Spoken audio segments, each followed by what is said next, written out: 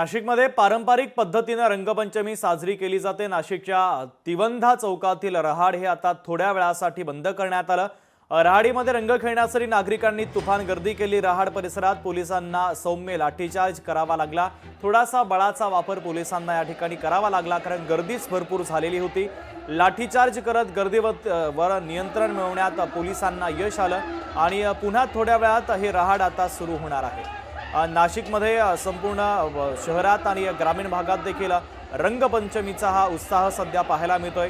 पारंपरिक पद्धतीने रहाडमध्ये रंगपंचमी नाशिकच्या चौकात खेळली जाते, मात्र या ठिकाणचं हे रहाड थोड्या वेळासाठी बंद करण्यात आलेलं आहे। तिवंधा चौकातील रहाड बंद करण्यात आलं कारण मोठी गर्दी या ठिकाणी उसळलेली होती।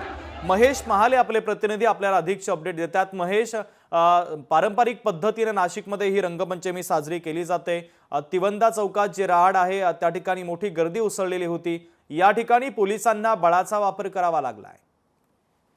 अगदी खरं आहे शुभम। खरं तर आज रंगपंचमी निमित्त जर बघितलं तर नाशिककरांचा मोठा उत्साह जो आहे तो दिसून येतोय। एकूणच नाशिकमध्ये पेशवेकालीन रहाडींमध्ये धप्पा मारण्याची परंपरा आहे आणि हाच धप्पा मारण्यासाठी खरं तर नाशिककरांनी तिवंधा चौकातील रहाडीमध्ये मोठ्या प्रमाणात गर्दी केलेली होती।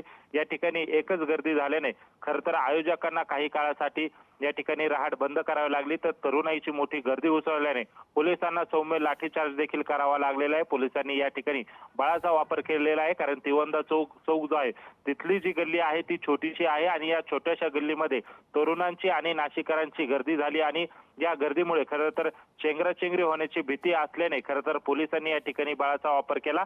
काही काळासाठी ही रहाड बंद करण्यात आली होती, मात्र आता ती पुन्हा सुरू करण्यात आलेली। एकूणच जर बघितलं तर रंगपंचमी निमित्त नाशिककरांचा मोठा उत्साह जो आहे तो या निमित्ताने दिसून येतोय। रहाडीमध्ये धप्पा मारण्यासाठी नाशिककरांनी गर्दी केल्याचं आपल्याला बघायला मिळत आहे।